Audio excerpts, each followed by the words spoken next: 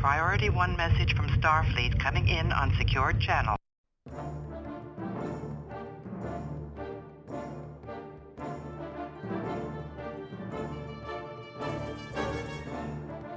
You are listening to the TrekRanks Podcast, a member of the Tricorder Transmissions Podcast Network.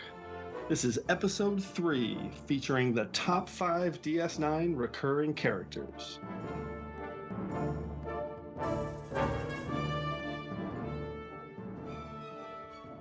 Welcome, Star Trek fans. You have somehow navigated through the Denorius Belt and into the latest edition of the TrekRanks Podcast. I am your host, Jim Moorhouse, and with me tonight, as always, is Jeff Hulit, who is not a founder, but is the founder of the Tricorder Transmissions Podcast Network. Mr. Jeff Hulit, are you there? I am here, Jim. Thank you for that wonderful introduction and clarification for those people out there. Yes, actually, I don't know if you're a founder or not. I guess it's quite possible you are. Maybe you regenerate every 17. When was the last blood test?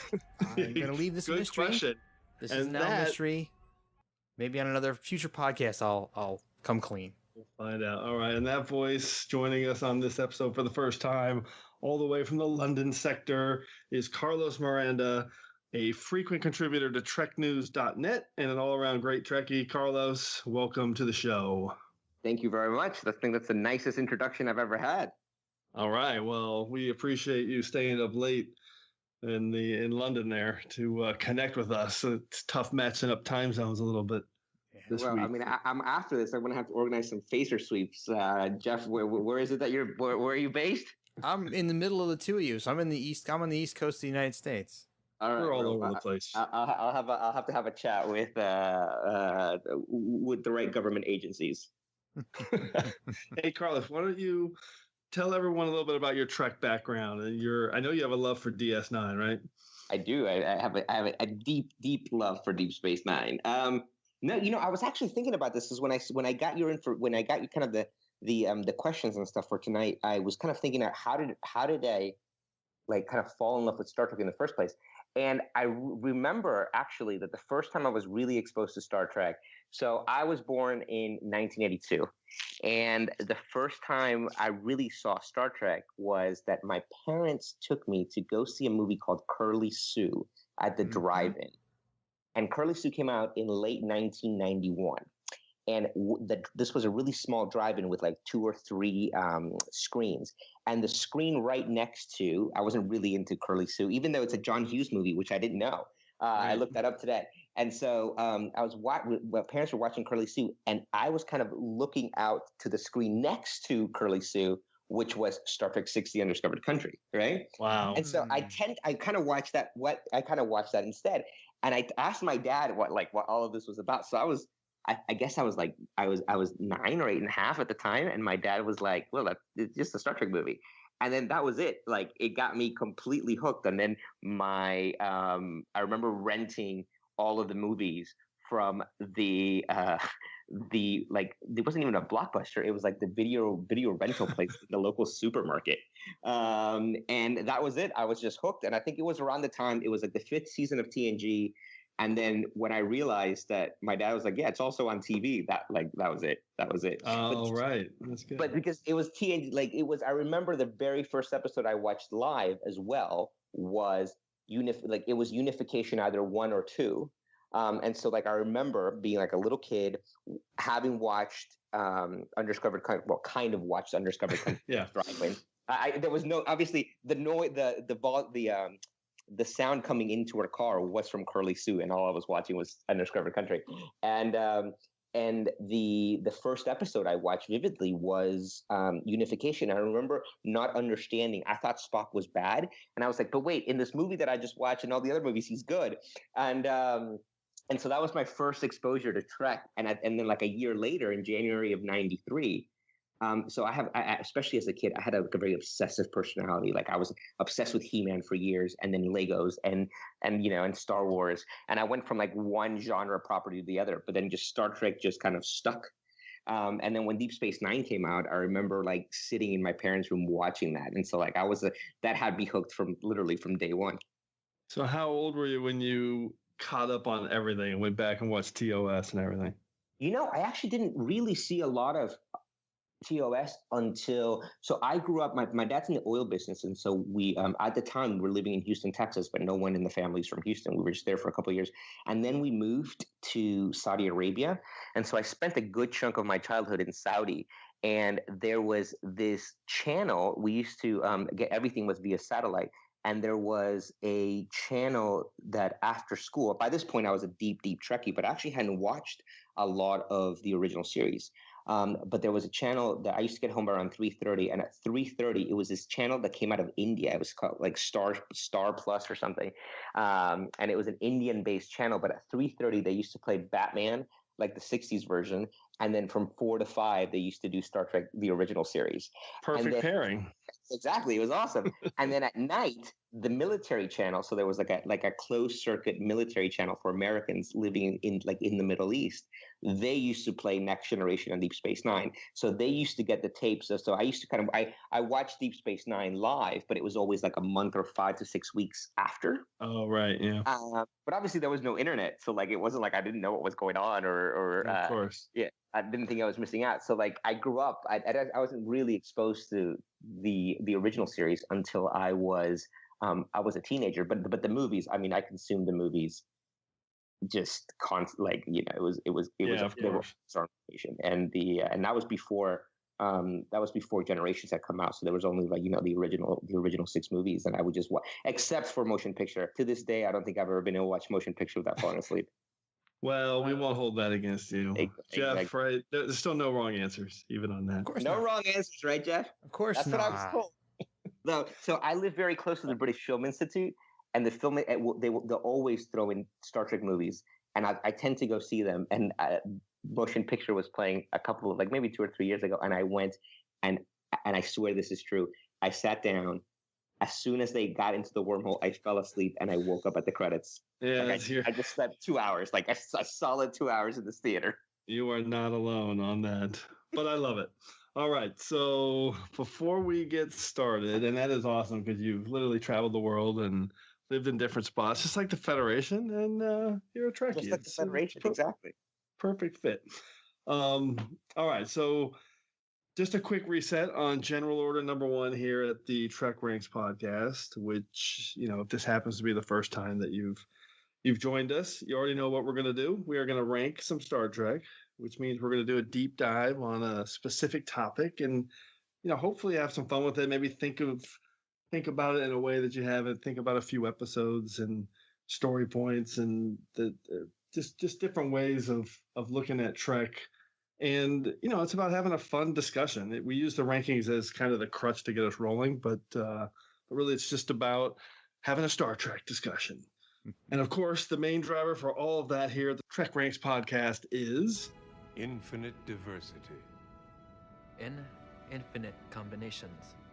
Or said in another way, Vulcan Master is no wrong answer, which we were just talking about. And my partner, Jeff, knows well, right, Jeff? Oh, I employ it on every episode, as you guys are well aware of, except for the Captain Kirk picks. I didn't employ it there. Oh, that's fair. Those were good ones. I mean, it's not like this. Whoa, those were good ones. Are you saying my other picks were bad, Jim? There are no wrong answers. I'm saying they're all great picks because the Trek race is not about being right. I've actually seen some comments on Twitter and some other podcasts that were a bit dismissive of people trying to list their favorites, think it's a fool's errand to try and dissect a topic in today's, world of listicles. And, let's be clear. I think from my end, those guys are missing the point. It's about, this is about compiling, it's not about, putting together a definitive list of who's right. It's about engaging with other fans and looking at things in different ways, right? About a list of who's wrong. Well, I think I said this on our first episode, Jim. I think, I look at it as my favorites don't necessarily dictate what quote unquote the best is. It's just what I like the most. So, my list isn't meant to say somebody else's list is right or wrong, right? It's just my list and your list. Yeah, for sure. And Carlos's list. So, yeah, I mean, it helps me think about it in different ways and to engage, Trek fans in different ways. And we love, hearing from everyone on their comments. So, hopefully we'll keep getting some more feedback. And as I always say, there's 700 plus hours of Trek. So we're never going to run out of topics and we're never going to run out of answers. So, And one more reminder that in terms of kind of the content, we love all the series here. I love the Kelvin timeline too. It's all fair game here on the TrekRanks podcast. And one of the shorthand tricks we use is we're saying episodes, but we really mean films are totally in play for the TrekRanks as well. So, all right, before we head through the Celestial Temple to kick off another episode, Jeff, can you please power up the Argus array so our listeners know exactly how they can hail us? Hailing frequencies are open. All right. Well, if you're looking to connect with the show online, you can find us at thetricordertransmissions.com. You can also find us on Facebook /the Tricorder Transmissions. On Twitter, we are at TrekRanks or at Tricorder Show. We also have a voicemail, 609-512-5527, 609-512-LLAP, where you can call and leave us your TrekRanks picks, and we'll mention that again before the show is over. And I am also Warp Factor Jeff on Twitter if you're looking for me. So please always include me when you're posting your ranks to Twitter as well, so that way I can chime in too. Back to you, Jim.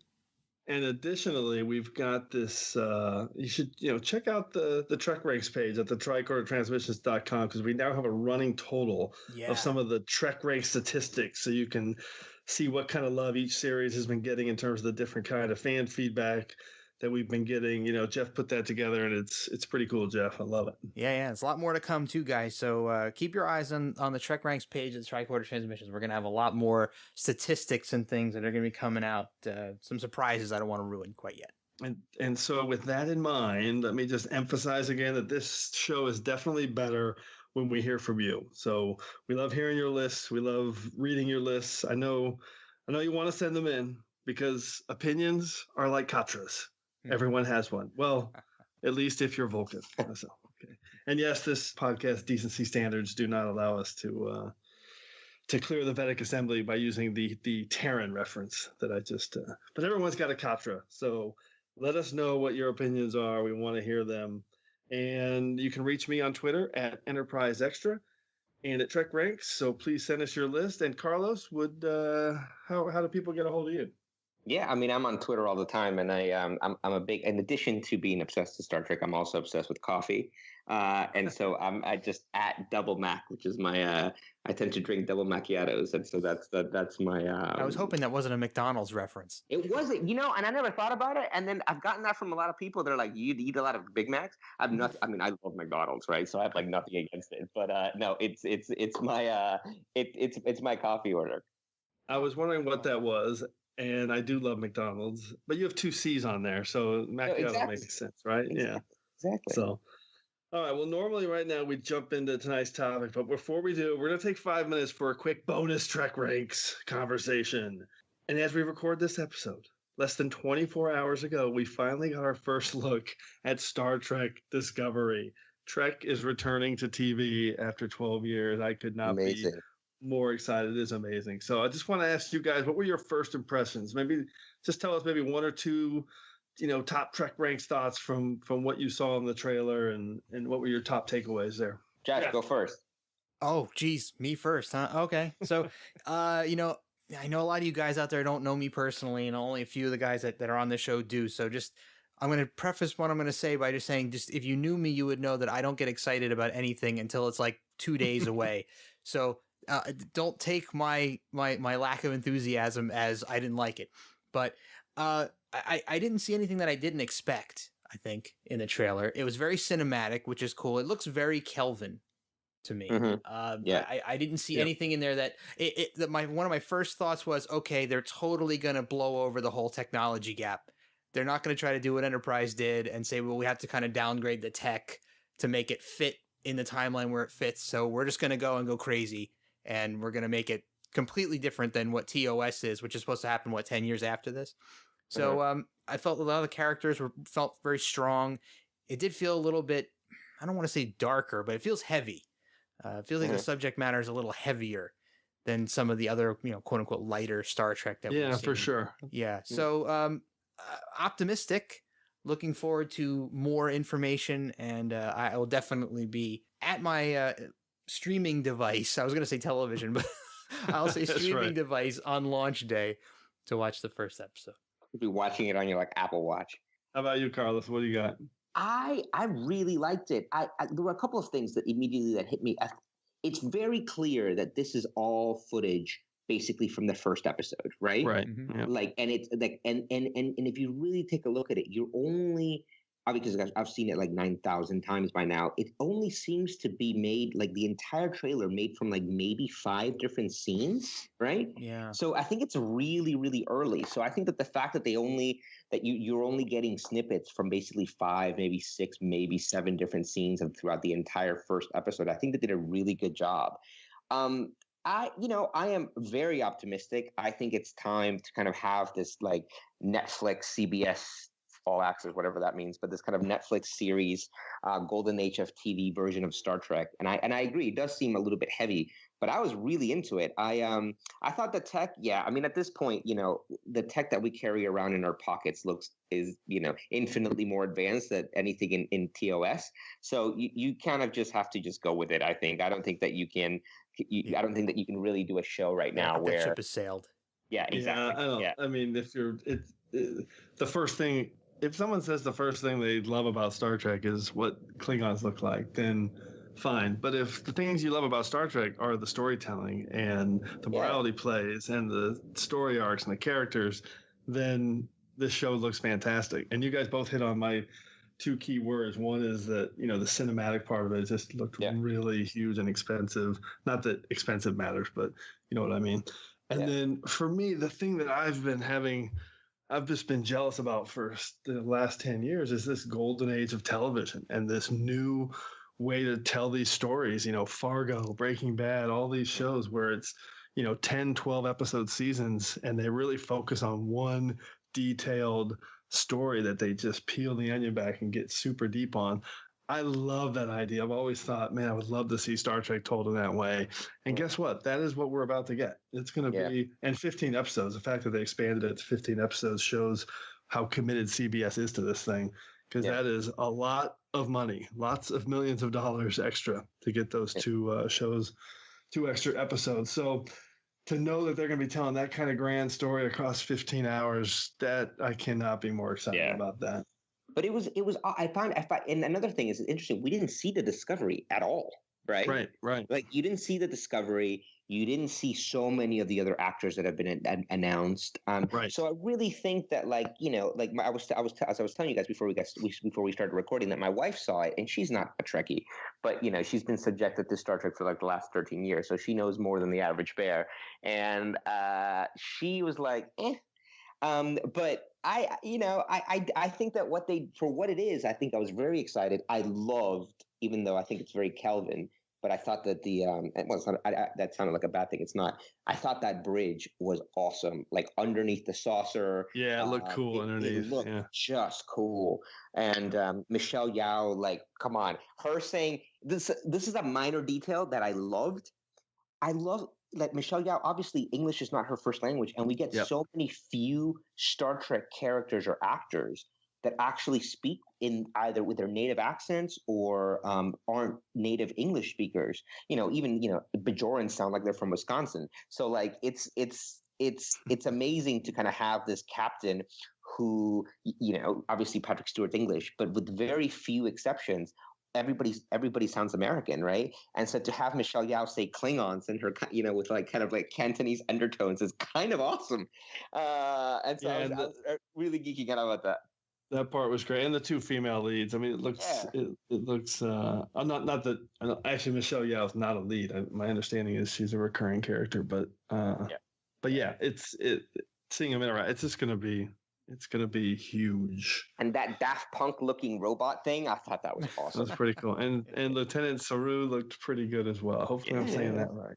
Yeah. All right. So I think we are now ready to be cleared by Major Kira to disembark from Upper Pylon 2. So let's get into the topic for this episode. Diagnostic cycle will be complete in 20 seconds. All right. Tonight's topic is a series-specific topic that will see us do a deep dive into ranking our top 5 Deep Space Nine recurring characters, which we're going to do by identifying the character and then by also picking one episode that we think defines that character in a unique way. So I think to kick us off on this topic, I wanted to start by just talking about basically my favorite single thing about Trek over the last 50 years. And that's the fact that it's really just this modern day mythology like no other franchise has ever been. I said before, there's 700 plus hours of Trek. It connects in, pretty incredible, consistent ways when you really think about it. Sure, you can nitpick it all you want when it comes to continuity, but the bottom line is the continuity established over these 700 hours is basically impossible. How well a job they did with that when you start in 1966 and, continue through 2005 and even, through the Kelvin timeline, which did a good job of connecting as well. So, the expanded universe of Trek is something that was done way before anything else. And I wish there was more of it, but, I'm happy with what we got. So when I think about that, that's my setup there is that's what DS9 is to me. It did such a good job of connecting every corner of Trek. That's why I think, it's the perfect series to kind of start on our first real series specific episode. So, Carlos, I think you feel the same way, right? 100%. There's no, this about me, like there's no ifs or buts. To me, I love Next Generation and I grew up obsessed with the original series movies. But in terms of like, what is my desert island Star Trek? It's Deep Space Nine, 100%. I don't even have to think twice. Yeah, I'm the same way. And to me, it not only does it, I appreciate what you said, and you're right in that Deep Space Nine does such a beautiful job of kind of connecting all corners of really what came before and to some degree even what came after. But I just feel like there's really nothing quite like it. It kind of broke the mold of Star Trek, and if you look at it, it's still very much the middle child. But everything's always been set on a starship from the point of view of Starfleet. This was really the one series that has kind of broken that mold. And yes, it's still a Starfleet captain, but it's a alien space station. Most of the crew is non-Starfleet. It's just, to me, it's the one that sticks out in aesthetically, but also just in terms of the format, the show, everything about it to me is kind of Trek at its best. Yeah, the space station setting really provides a different, unique structure that took them a while to get into, but once they did, it was really was a game changer. So Jeff, it's gonna be something a little different. Jeff, as he already mentioned earlier, he's a TOS guy. He's not necessarily a fan of the darker episodes and that side of it. So Jeff's not gonna be making picks tonight, but. Let me qualify that just a little bit, though. It's not that I'm not a fan. I just want everybody to understand. I know you guys are both super knowledgeable and well-versed with DS9, and my knowledge is nothing compared to what you guys have. So I didn't necessarily feel as I was super qualified enough to make picks on the caliber of yours. If you wanted me to pick 5 of my top favorite DS9 episodes, I could have done that. But okay, this is a little bit deeper than my depth of knowledge goes. So I felt it better to abstain from this one to let you guys have more time. Perfect. And you're basically going to play the role of Morn tonight. There you go. So exactly.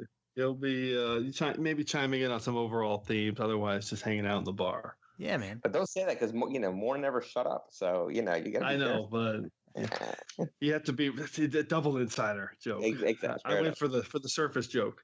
Okay. All right.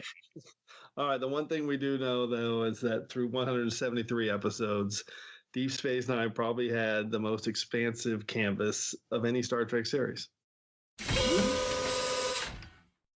I do not concur with your captain's decision. She's following our Prime Directive. Define Prime Directive. All right, so it's time for tonight's Prime Directive, which I think is an important element of the show, as I say every week.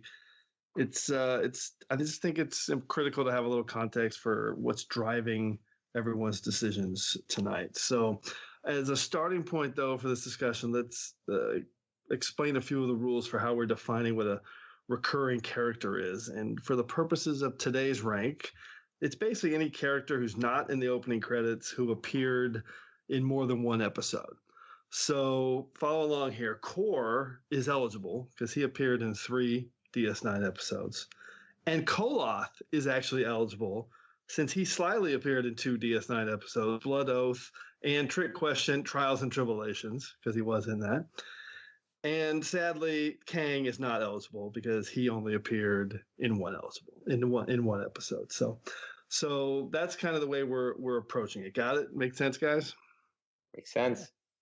All right, Carlos. So what was your main driver for you in kind of compiling your list? Was it based on simply your favorite characters, or did the quantity of appearances come into play? I'm just kind of curious, maybe how they impacted your favorite storylines. What was your driver?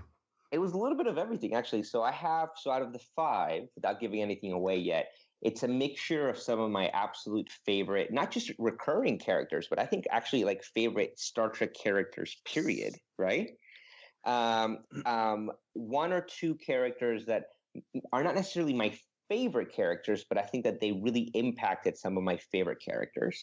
So it was a little bit of how, some of my absolute favorite characters, how they impacted other picks and how they impacted some of the kind of the series regulars, and then also a couple of recurring characters that really impacted the overall kind of DS9 storyline. So it's a little bit of everything. Yeah, I'm exactly the same. I think my starting point was because I always kind of land on who are my favorites, and if I had to choose just one, which one would I pick? That's always kind of been the way my mind works.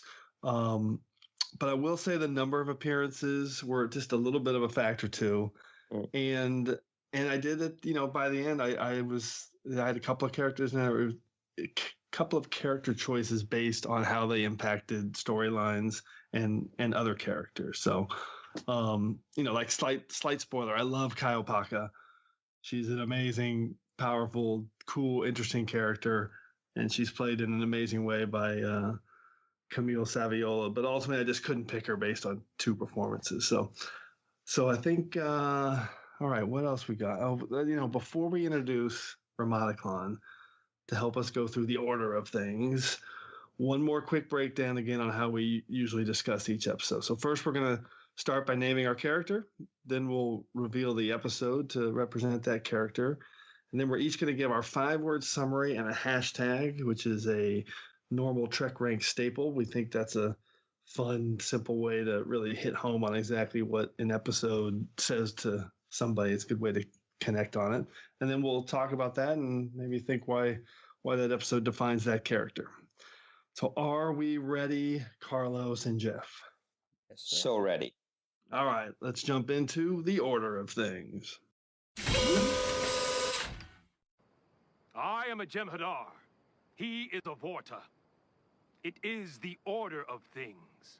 Okay, we're gonna start with Carlos on his number 5 pick for the DS9 recurring characters defined by 1 episode, really long and unwieldy title. But Carlos, what's your number 5 selection?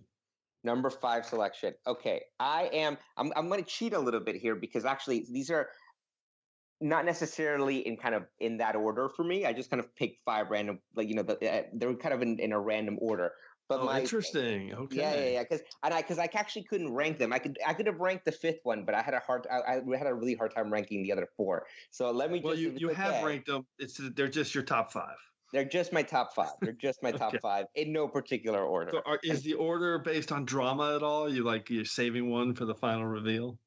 I'm saving my favorite for the final reveal. How's that? All right, that's your number 1 then. See, you are. That's definitely my number 1. Okay. All right. I'm going to start. So I gotta say the character first, right? So I'm going to start with Nog. Nice. He's one of my all-time favorite characters in Star Trek, and the episode that I think best represents Nog is Treachery, Faith, and the Great River, which is, I think, one of the best deep cuts of any Star Trek series. The 5 words, I had fun with these, is from juvenile delinquent to lieutenant, and the hashtag. Love that. Hashtag is better than most series regulars. Yep. Controversial? I hope so. But not from this guy. Yeah, I love Nog. He is, on the one hand, I genuinely believe that he has one of the best character arcs in all of Trek. It doesn't matter if if you compare him to people like Crusher, Geordi, Harry Kim. I mean, I like Crusher and Geordi. Don't like Harry Kim at all. But if you compare him to a lot of the series regulars from any series, like his story arc and his growth is unbelievable. If that very first time that we're introduced to him is he's stealing. Him and this like giant thug are like breaking into the infirmary, and they're stealing stealing medicine and a bunch of supplies in the promenade. And Odo arrests both of them. And the last time that you see him 7 years later, he is having this conversation in his Starfleet uniform. He had just been promoted to lieutenant to Major Kira about how Captain Sisko in one of his last acts as captain before he kind of went to the Celestial Temple was to make him a lieutenant. I mean, that's amazing.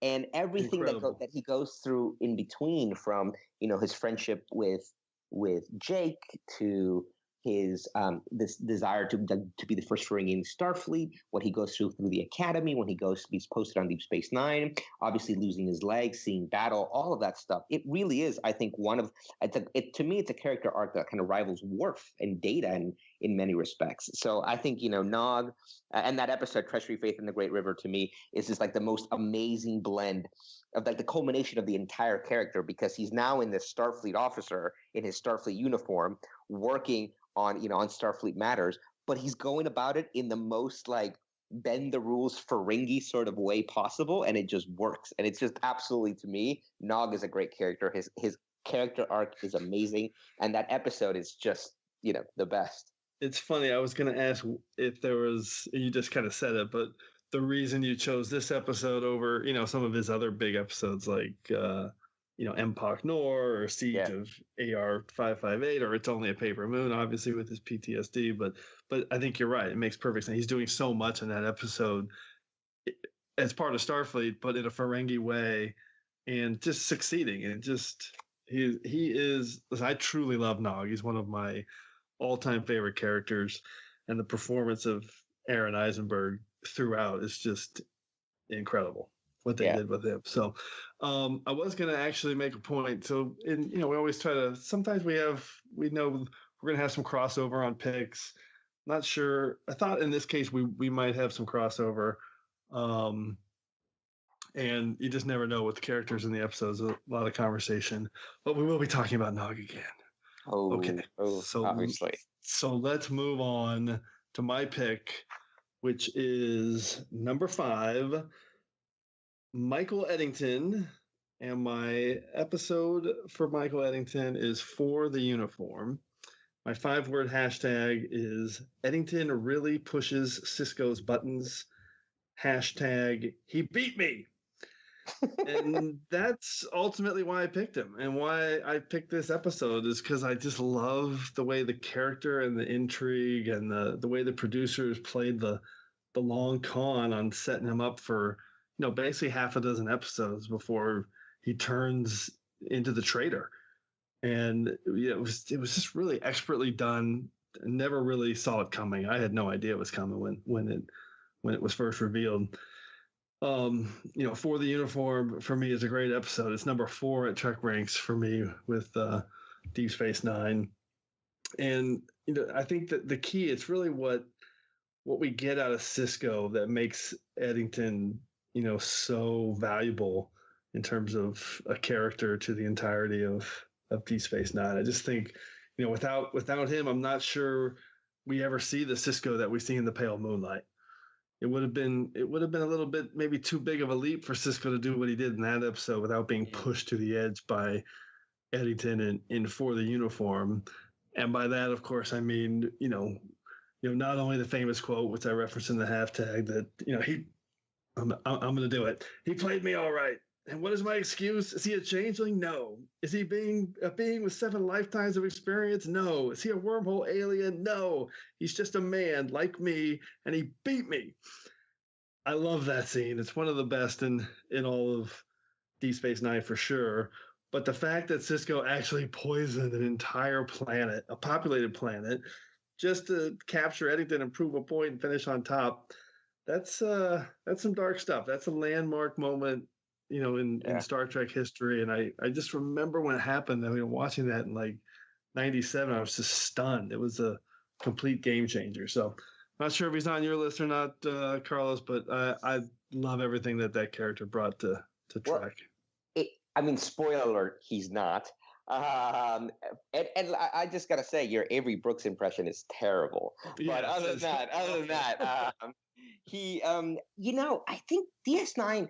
One of the things that I love about DS9 and Eddington actually I didn't even think about Eddington. He's not my favorite. I don't think episodes with him are particularly. I think For the Uniform is a great episode.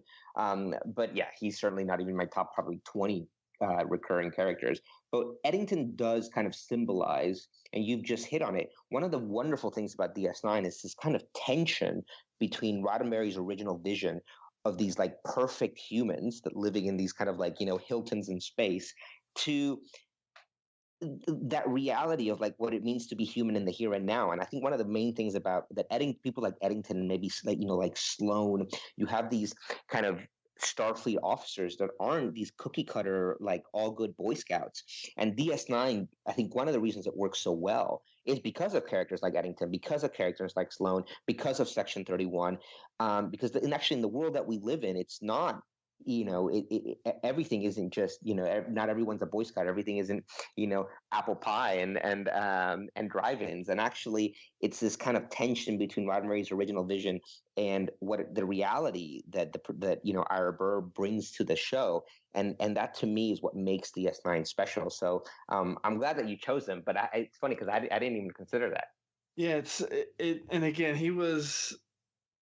I slid him in at the end because really I had 4 that were, I'm not going to say easy, but it became kind of clear to me. And then the last spot, I was bouncing around a bunch of different options, and I landed on Eddington because, again, of the way he affected Sisko.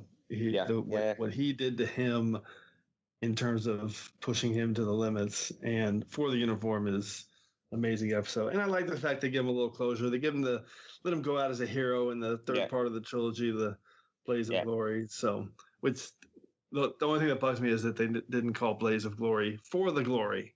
Would have been a perfect trilogy with For the Cause, For the Uniform. Anyway, great performance from Kenneth Marshall. I am a fan of that character. Let's move to round number 4. Carlos, what's your pick? All right, my next pick is Morn. Speaking about Morn earlier. So I love Morn.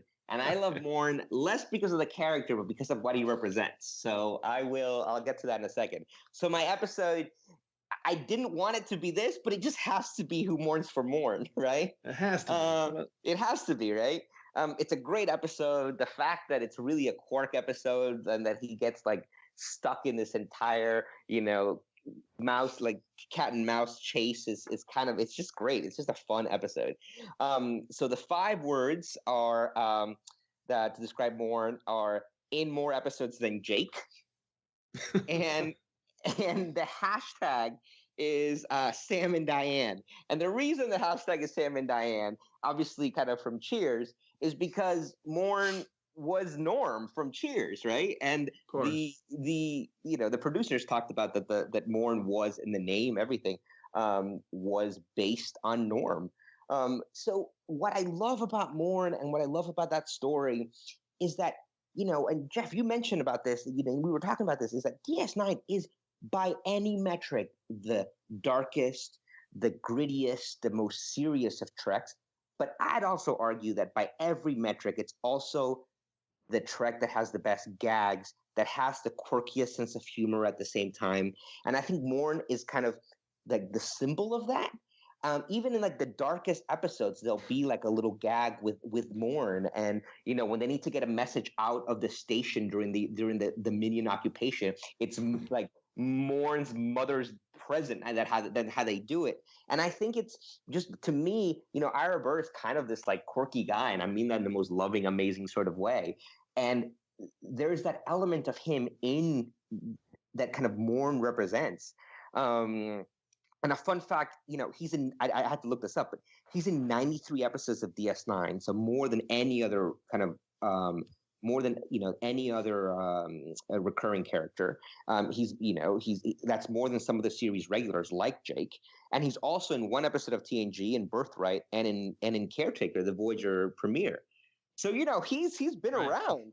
And so I think I love Morn. I love what he represents. And by the way, I think that sense of humor, I was thinking about who else was like that. And, Lieutenant Vilix Pran, the guy they're always talking about in several episodes, but you never see him. And every time they talk about him, he gets weirder and weirder, like he's molting or that he's having 18 kids at the same time. So he needs bigger quarters.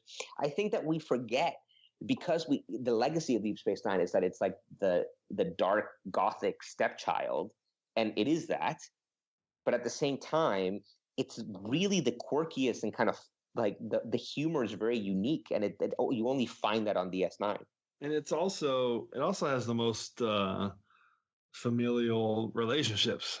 Yeah. In terms of the bromances and the marriages and different things going on. So there's a lot of layers to DS9. But I'm realizing now I should have made it a rule that the recurring characters needed to have at least one line. So. Oh well, okay. Well, that next. I'm kidding. No, Morn is an inspired choice. He is a definitive part of Deep Space Nine, even though he is. I mean, he's basically a background character, but he's always there. Like you said, I love that with the package when they need to get the message out. And Who Mourns for Morn is definitely a fun, hilarious episode.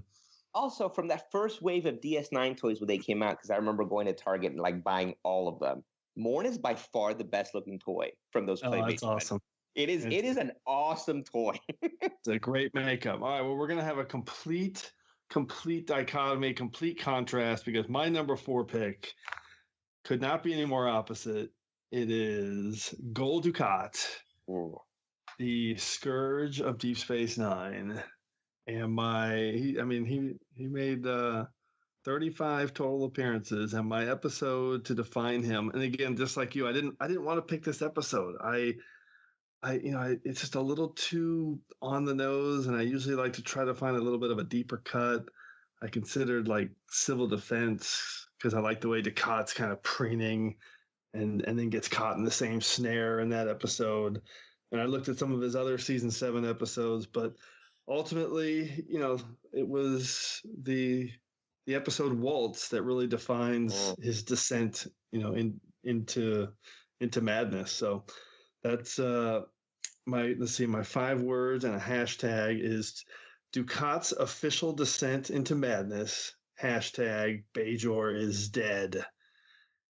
And when you talk about this episode, it's got a little bit of a unique structure with the phantoms that he's dealing with and talking to, but it really defines the guy when you think that he actually thinks the Bajorans should have built a statue to him, which is unbelievable. It's this point when everything before this with Dukat, I always thought there was a chance, he could, come around, and maybe not right at this point. It's probably about 6 episodes before this, when you still thought maybe there was something redeemable in him. But it's at this moment, when you really know that he's gone off the deep end. And in this episode, you got it all. He's down, he's up, he's being super passive aggressive and just dying for approval and friendship from Sisko. And everything with this guy is always just boiling beneath the surface. For 6 seasons, it was always you just weren't sure which way he was going to go. And finally, you see it all just truly blow up in Waltz, and you meet the real Dukat. So I think, and I love in this episode the way Sisko plays him for the fool with his complete condescension. So Waltz is my pick. It's number 76 at TrekRanks, so it's not really near the top of my list, but I love the way it defines Dukat. Yeah, no, I think you're right. And I'm also a sophomore for a Nebula class starship. So any episode that has a close-up of a Nebula class starship, I'm like, yes, it can't be that bad. No, I mean, Dukat is a great villain. But I do think that episode really is it's like Dukat pre-waltz and then Dukat post-waltz, right? Yeah. And exactly. And he is he's just someone you kind of love to hate. But one of the things that I've always loved about Dukat is his like obsession with having Kira like him, which I just think it's like an amazing like characteristic of him of his. And it's just like, and when he kind of has that, he's happy, and it's just his obsession with Kira, and what Kira represents is a wonderfully like perverse like attribute of the character, and Mark Lamo plays him he's incredible. Perverse and creepy the way he plays that. But they're and early again, like in season 3 with episodes that I really like Indiscretion and Return to Glory. You see this Dukat where it's almost redeeming, and they're almost starting to connect in a way through Zial and through their combined experiences. But again, always boiling under the surface, and that all comes to play here in Waltz. So, all right, Jeff, through 2 rounds, and any major surprises on your end? Any comments on these picks? No, Dukat would have been on my list if I had made one. He is a great villain. He really is amazing. Yeah. All right, what is your number 3 pick, Carlos? Well, you couldn't have set it up better for me, buddy. Dukat's kind of a strange bedfellow. Number 3 for me is Kai Wynn. Oh, I love it. God, talk about someone you love to hate, man. She's just, every time I think of Kai Wynn, to me, there's a lot of, with Twin Peaks coming back, all this David Lynch stuff kind of happening. That opening scene in Blue Velvet where you have this camera pans down, and you have this perfect 1950s, 1960s, like American suburb, and the guy's cutting the lawn and he has a heart attack, and then he drops dead, and then the camera focuses on his death, and then goes down into the dirt, and all you see underneath this picturesque American suburb with white picket fences and a beautiful blue sky is all the bugs eating each other and fighting each other. And what I love about Wynn is that that's her. And I think that Dukat has that to some degree as well, but Dukat was psychotic. Wynn is not. Wynn is calculating, and I feel like when you look at Wynn is what's boiling that ambition to kind of step on anybody to get to where she wants and needs to be is amazing. And the fact that she was played by Nurse Ratched is just even better, right? So so Kai Wynn, for me, the episode that really I think that defines her for me is actually The Siege, which is the 3rd part of the Circle trilogy, kind of the first 3 episodes that open up the 2nd season. Because not only do I think it's a great introduction to Wynn, but it really shows that this is a different villain. This is somebody that she's weak. She doesn't use phasers. She's kind of she eventually becomes the equivalent of the Pope, right? But she's just a very skilled, evil politician. And there's that great scene where Kira and Dax kind of show up to the Bajoran council, and they're like, we have, the Cardassians are behind this or whatever. And then Jaro is like, fine, I'll participate with this investigation. And then she, who was in bed with him basically this entire time, totally just turns on him. It's just beautiful. So to me, it's The Siege. The 5 words are in it to win it, because she was always in it to win it. Yeah. And then hashtag better than Trump. I mean, really, I'd take her over Trump. So I don't know if we can get political, but it's. Oh, we can get political when someone's that off the deep end. So, but that. Yeah, go ahead. Yeah, keep going, because let me just say the prescience of her political maneuvering in today's world is really profound in terms of that pick. Yeah. No. I really didn't pick her because of that, but she's just one. I also think that funny that with the exception of the Borg Queen, I think that there are very few great, and this is a shame. There are very few great female villains in Trek, right? Mm-hmm. And I hope that changes. And I'm sure that we're gonna get a lot of comments. We'll be like, "What about Voyager episode 72?" With the, I'm like, okay, but I think in terms of big villains, there aren't that many.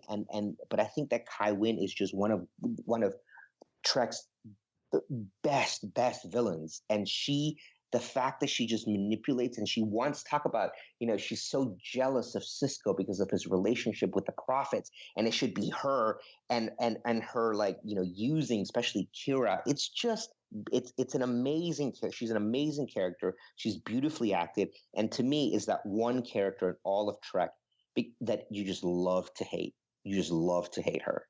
For sure. She's terrifying. And I can't remember what episode it is. But when she's, I mean, it was Rapture. I can't remember, when she's almost coming around with Kira on kind of understanding the way her motivations have been so wrong and evil. And Kira said, yeah, as soon as you resign, you'll really be, and she's like, what? Resign? But before that, you're like, wow, she's maybe actually coming around. Nope. She is evil, and she will do whatever is necessary in it to win it. As you said, that's perfect. In it to win it, man. I said every time you see Kai win, you're gonna think of in it to win it. It's pretty much perfect. And she was on my list, but I was like, I'm never picking her. I just can't do it. She's too evil. She does too good a job for me to. Too good. I'm sure in real life she's like lovely, right? Like she. Oh, of course, yeah, right. Like yeah. And good, great Blue Velvet shout out, because that is one of my favorite movies. All right, my number 3 choice is one of the most popular character actors in Star Trek history. It is Weyoun, and let's be clear. Technically, I'm choosing Weyoun 4, Weyoun 5, 6, 7, and 8. And my episode is Favor the Bold, which is an all-time classic. And the 5 words in the hashtag is "He was the last Weyoun." Hashtag, I was hoping you were going to say that from the very end when he took his bite. So for me, this is one of the toughest choices to find one episode that really defines him kind of in a standout, unique way. And I was really close to picking To the Death, his debut episode, in which they killed him off, but only to realize how awesome Jeffrey Combs is. So they need to bring him back. So voila, they have clones. Love it. Great writing right there. So, but my final choice, I went with Favor the Bold, because it's just, it's the first of that 2-parter that concludes the Dominion occupation of DS9 in the early part of season 6. And in this episode, he's just so smooth throughout. He really thinks he's completely in charge, but he's not. He never really is. He's just a pawn of the founder. And I love the way in terms of his control, where he's calling the shots, and he's got Rom slated for execution, and he thinks the minefield is about to come down. He's got Dukat under control. He's messing with Kira. I love that scene where Kira comes in to meet him, and he's stunning one of Zial's paintings, and he asks her if it's any good, because Vortas don't have any kind of aesthetics, and they have this great little tete-a-tete back and forth and when she's leaving, he says, "Major, would this be more aesthetically pleasing in blue?" Just such a great moment. And then at the end of that episode, a similar one where he's got Dukat and Damar arguing about, it's about Kira and Zial. And Weyoun just stops them in their tracks with, "Excuse me, don't you think resolving family squabbles can wait until after we've won this war? We guys, good ears." A fantastic character. But of course, he loses it all at the end, because the founder's there, and he makes some snide comment about controlling Odo and what a great job she's been doing, handling Odo. And she just gives him like the death stare and basically says, "I would sacrifice the entire Alpha Quadrant just for Odo. So stay in your lane, brother." Anyway, Weyoun's one of my favorite characters. Where you stand on Weyoun, Carlos? I mean, I love me some Weyoun. So your Jeffrey Combs impression is also terrible. Yeah, they all are. I'm reading lines. For the record, I don't know. I thought your female changing was actually pretty good. I didn't pick Weyoun because I knew that you were going to pick him, and good. And I knew that I have a couple of, obviously we have a couple of more. So, but I think Jeffrey Combs is incredible, and he's retweeted me, like Jeffrey Combs has retweeted me or liked several things, and every single time I get so excited because he really is just awesome, and he is Yeah, just Wayun is such an amazing character. On the one hand, he's so childlike. He's so vicious and political. But on the other hand, you have all of these great scenes where he's like when he's playing Dabo in that one episode in Ties of Blood and Water, where he's playing Dabo and then he drinks the poison, which is just hysterical. I think you have these great childlike moments when he's telling Odo the story of how the Vorta came to be. Like, it's like this weird, like he is almost childlike, almost, Data-esque in some of his innocence, but yet he's this brutal, political player. And he's just, and obviously acted with such joy. He's just such a joy to watch. You could almost watch him in mute and you just enjoy it. So I'm with you. I'm Wayun, fan all the way of any iteration of Wayun. Yeah, I mean, spectacular performance, obviously, from Jeffrey Combs, and I love Wayun. I love his many deaths on the show because he died. Yeah. He died many times as Wayun, which is always super cool. Yeah. Total sci-fi type character. All right, what is your number 2 pick, Mr. Miranda class? Miranda, I've never heard that before. It's the best class. Yeah. Okay, so I dug deep for this. Speaking of I can't wait. I love deep cuts. Speaking of Ties of Blood and Water, my next pick is Leggett to Kenny Gamore. Oh, now, fantastic. Now, so the episode is Ties of Blood and Water. Which actually I don't think is a great episode. It's kind of tough to watch. You have this, you have all the fun Wayun type stuff. Dukat coming back to the station. There's overtones of kind of what's going to happen, what's going to come and happen next in terms of the show. But it's really about kind of caring for someone who's like a loved one who's dying. It's kind of a tough show to watch. It is a hard one to watch. Yep. So the 5 words are confronting ghosts of Kira's past. And the hashtag is left field choice. So far be it from me to use a sports analogy. All I know about sports is anytime they play one on Star Trek. So, but. Well, they played baseball on Star Trek. They played that baseball in that one episode. Yeah. Right. I wanted a left field choice because I didn't want them all to be kind of, the main series regulars. Well, let me say that we love deep cuts on TrekRanks. So I'm loving this choice. Good. Well, I'm glad I'm not disappointing. So Leggett Gamore, the reason I chose him is not because he's necessarily a great character. And, you could see that they maybe at one point they had better plans for him as like this like leader of the Cardassian opposition, but he was only in 2 episodes.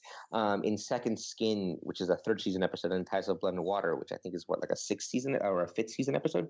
But what I love about Leggett Gamore is not him as a character. Well, the actor played him well, all of that, but it's what he represents for my absolute favorite character in all of Star Trek, which is Major Kira, right? To me, Major Kira is the best character in all of Trek. And I'll go to the mattresses on that. My dog is named Kira.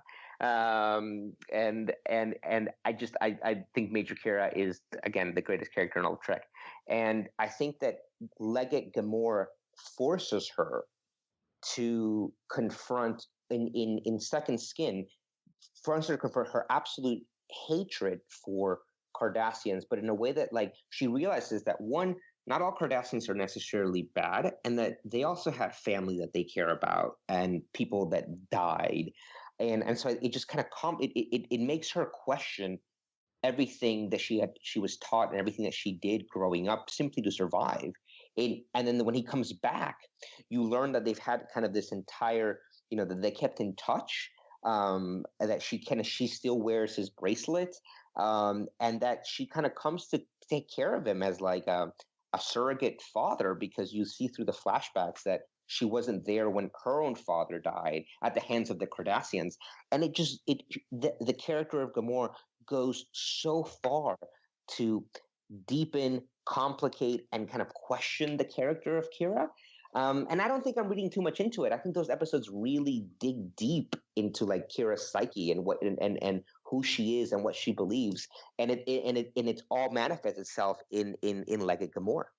Yeah, I like this because it's a similar choice to my Eddington and Sisko one. I chose Eddington because of the way he changed Sisko for the worse Yeah. Probably, arguably, but I think for the worse.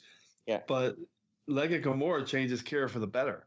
He does open her eyes to, being a little bit more tolerant and understanding of not just prejudging all the Cardassians, with one big brush. So, yeah, that's a really, really cool choice. And he is, can't remember the actor's name, but really strong performance in both, especially with the ritual at the end there.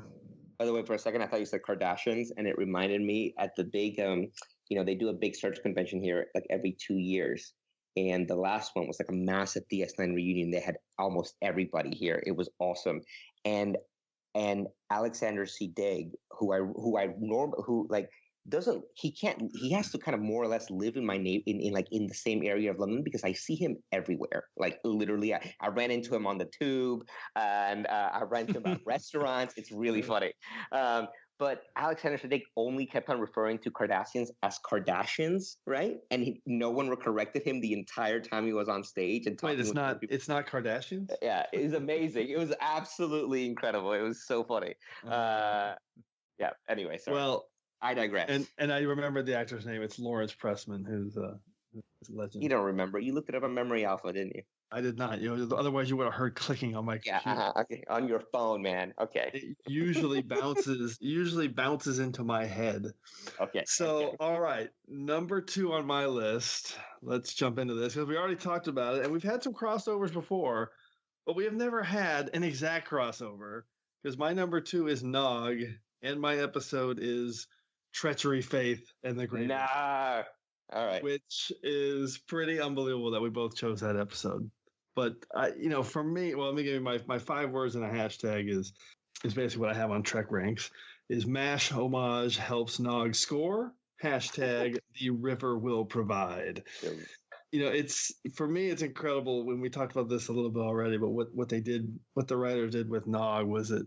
And you said it exactly like I'm about to, that he was literally there right from the beginning of DS9 at the opening of Emissary. He plays this key role in really the motivations for Cisco to keep Quark around when they pick him up, with that petty theft. And for his character arc to go from that, like you said in your 5-word summary, which was perfect, all the way to being a lieutenant in Starfleet at the very end of the series, it's nothing short of amazing what they did with that character. And once they hit Heart of Stone and had him entering Starfleet Command, for me, there was really not a single false note for Nog for the rest of the series. And I mentioned this before, so I considered other episodes like Siege of AR 558. That's only a paper moon, where they really dive into this war injury and his PTSD. But Treachery, Faith, and the Great River shows, his wiles and his maturity and his charm and all his strengths there in terms of navigating the great material continuum. He, for me, just like you, he's literally one of my favorite characters in the history of Trek, without question. No, I agree. And I think also that episode, you talk about Wei Yun and loving Wei Yun as well. I think that episode, I'm always surprised how that episode, even sometimes with me, if I list my top 10 episodes of DS9, that doesn't necessarily make it on there, but it is just a beautiful hour, and so much happens. You have the A story with Odo and Wei Yun, just is so good. And actually, I watched that episode and I go, the effects in that episode hold up beautifully to this day. Yeah, that's true. It's incredible how because they used a lot of CGI in that episode, and it really holds up. I think actually it holds up better than some of the later episodes of Enterprise. But just the story, the A story, the B story, it's just great character moments. And O'Brien kind of being, just kind of going along for the ride, and the whole thing with the desk. It's just a fantastic episode. And Nog I've already said it. You said it. This was one of the best. Yeah, and it's that episode was on my short list for our comfort food episodes. It might even have been one of my secondary systems. We talked about it, I think, on Twitter at one point. Yeah, it's I know a few people chose it, and it's number 54 for me at TrekRanks, so I love it. All right, so before we jump in to number one, I'm going to ask Jeff if he can guess who he thinks is number one for both of us. Wow. All right. Well, don't give it away because it has to be the same character at this point. Okay. Because he's the defining character on Deep Space Nine for all of its appearances. But I'll let you go first, Carlos. Should we just say it at the same time? Well, let's see what you're. So it's obviously going to be Garrick. Obviously going to be Garrick because he's really an unbelievable character. What was your episode that you used to define Garrick? So this was really hard. So I decided to kind of go not for a Garrick episode, but one of my top 3 favorite Garrick scenes, because there are too many. Like, is it The Wire? I love After Image, Probable Cause, The Die Is Cast. Like, which one do you choose? Right? Yep. Too many Garrick episodes. But I chose, and it kind of ties into like the more Second Skin. Oh, okay, interesting. Because I think that scene, and it's 3 minutes long. I've watched it on YouTube like dozens of times over the years, where Cisco, he gets caught by Odo walking around the torpedo bay or whatever, the phaser banks, and then he just goes all Obsidian order when the Cardassian ship arrives. And he just turns into like military command Garrick. And with the moment that the moment, and he screams at the guy and freaks him out, says the right code. And then as soon as the view screen is off, he turns into like, the character of Garrick, the buffoon sometimes that he plays. And he just totally deadpan goes, that's just something I heard while I was, hemming someone's pants. It's just, it just defines the character for me in one scene. Because I think that, we'll get into it. So my 5 words are, so that's my episode, Second Skin. My 5 words are straight out of Le Carré, because I think that he's like a John Le Carré character in Star Trek. He's incredible.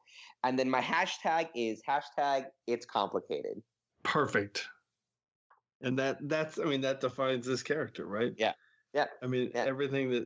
Well, so Second Skin is such a great deep cut choice, and I'll talk about my pick here too, and then we can talk about the character, because I had the same challenge. It's like, what episode? What? And then it kind of hit me. I went with Broken Link, because it's an episode that really, really has it all. It's not really the most obvious choice for Garrick, but it literally runs the full gamut for him. We see kind of his intrigue. We see the spy part of him. We see him actually connecting with the people on the ship and trying to be friendly. He's literally trying to set up Odo on a date at the beginning of the episode and be a nice guy. Then, we see him trying to be a diplomat and actually trying to represent the good of Cardassian, playing that role when he meets with the founder. And then it just all snaps and he goes to that dark place, like you said, with Second Skin, when he realizes he's not going to get anywhere with this founder. And he literally tries to sabotage the Defiant and wipe out all the founders, and probably sacrifice the crew of the Defiant and himself in the process. So he's literally willing to do whatever it takes to protect Cardassia from the founders and give that all up. So my 5 words and a hashtag is, well, it's what I just said. Garrick will do whatever it takes. Hashtag they're dead. You're dead. Cardassia is dead. Female founder. Yeah. So, for me, that one sums it up. And now, you talk about the performance. Andrew Robinson is literally one of the great actors in all of Trek. And I love the fact that he actually continued his character's arc with one of the best Trek novels I've ever read, A Stitch in Time, which is just brilliant. So I can't say enough about this character, and I think everyone. Yeah, the Deep Space Nine fan kind of knew he would be number one. No, of course he had to be number one. And I also feel like, but I mean, in terms of ranking, he is my second favorite Trek character of all time. To me, my top 5 are Kira, Garrick, Spock, Worf, and Data. Right, but those first 2, and obviously Worf is also part of the DS9. But Garrick is just, I love the fact that that a good chunk of the crew couldn't look at him. I mean, Kira could barely stand to be in the same room, and that never really changed the entire series, right? Right. But then he develops this, like, you know, people always think of his relationship with Bashir, and obviously his relationship with Bashir is great. And there's that whole kind of like, you know, is Garrick into Bashir? Is he not? You know, and Andrew Robinson talked about how he kind of played it like, you know, and so there's this great dynamic, especially when Bashir was kind of younger and more innocent, that I think is great to watch. But his relationship with Odo over the years is great. And when he's, you know, in episodes, I think it's in the Dias cast, when he's torturing Odo and he's being forced to torture Odo, one, the fact that he does it speaks volumes. But two, when he gets down on the floor and just says, you know, say anything, Just lie. You have to just give me something. And it's just, so to me, it's that second skin moment. It's that moment when he's torturing Odo, and it's also this, which I have used multiple times over the course of my life, is when Dr. Bashir tells him the story of the boy who cried wolf, and then the lesson at the end is like, "Are you sure that's the lesson?" And Bashir's like, "Of course it is. What else would it be?" And he goes, totally deadpan, "Never tell the same lie twice." One of the great lines. So good. And I love the Odo reference because in Broken Link they have that scene where he's actually there. Cisco brings him along just to tell him stories to keep him occupied, and and it's the first time you kind of get when he mentions, "I was a gardener at the Cardassian," and Odo, "You were a gardener at the Cardassian embassy on Romulus."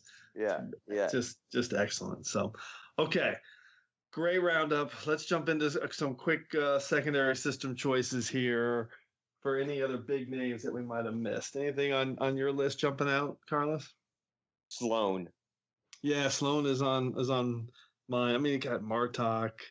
Yeah. And Auburn Tain was kind of on my short list.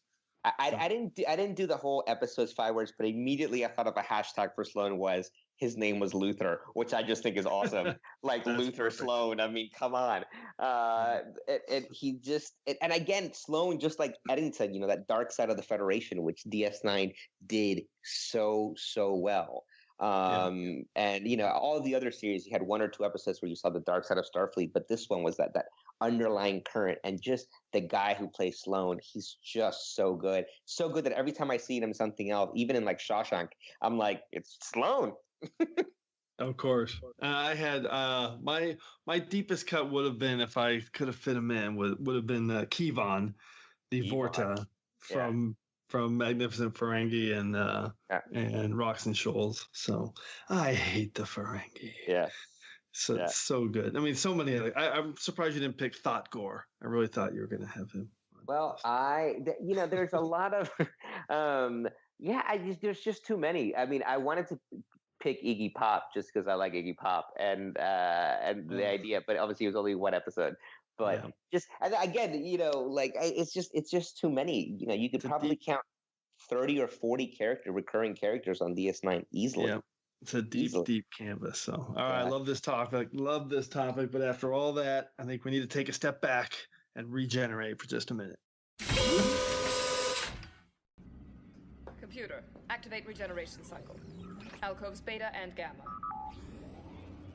Okay, let's just do a quick recap of our picks here so we can talk about them. Maybe break down a few of the stats here. So, Carlos, run through your 5 picks again really quick. All right, so Nog, number 1 was Nog with Treachery, Faith, and the Great River was the episode. 2 was Morn, with the episode being Who Mourns for Morn. 3 was Kai Wynn, and the episode being The Siege. 4 was Legate Gamor, with the episode being Ties of Blood and Water. And last but certainly not least, Garrick, with the episode being Second Skin.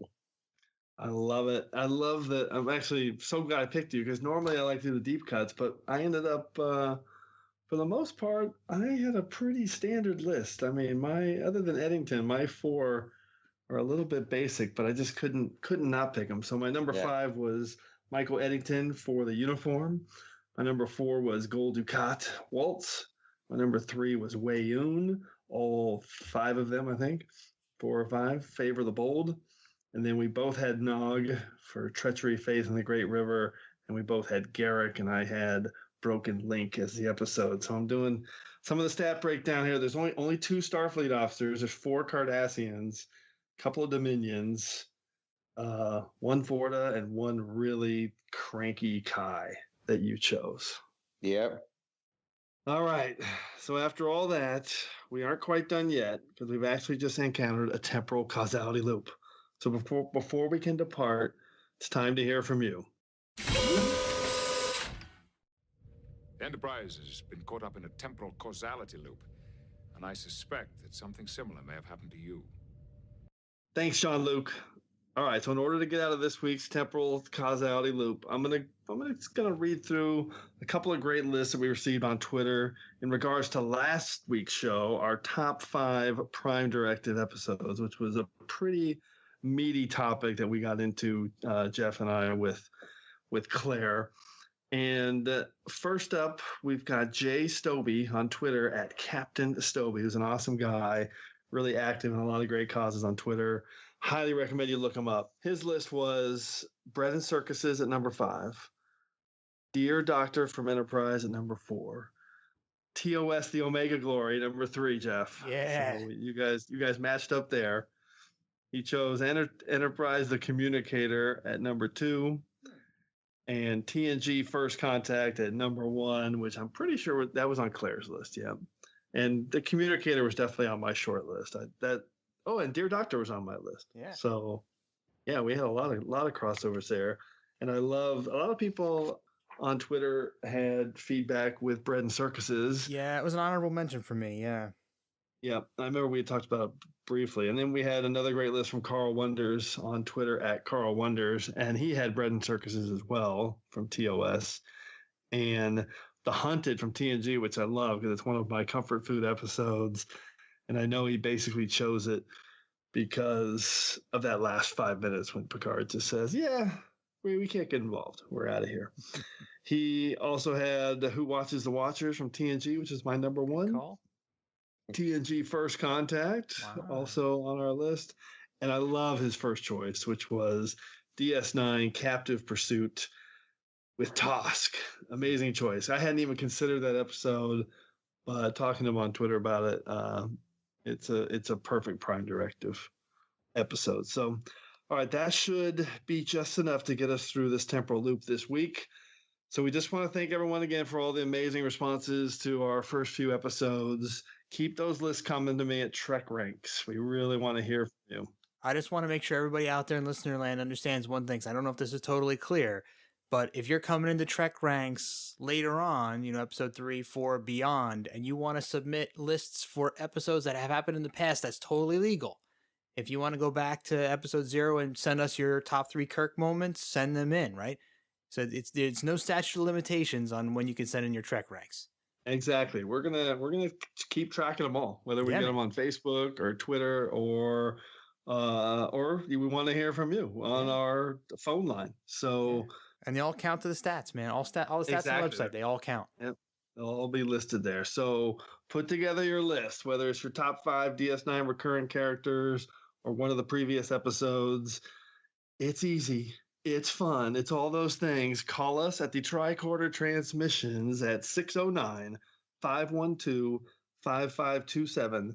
That's 609-512-LLAP. Hopefully we'll hear from you, and then we can feature you on the next episode of TrekRanks. And speaking of the next episode of TrekRanks, the next topic is going to be a fun one. And by fun, I mean literally fun, because we are diving into our top 5 comedy episodes of Star Trek.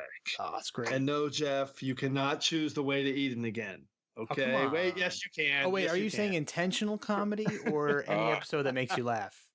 It can be however you define it. Oh, man. The top 5 comedy. What's jumping out at you, Carlos? What's your first thought? Comedy episode. Little Green Men. Okay, all right. Man, nice one.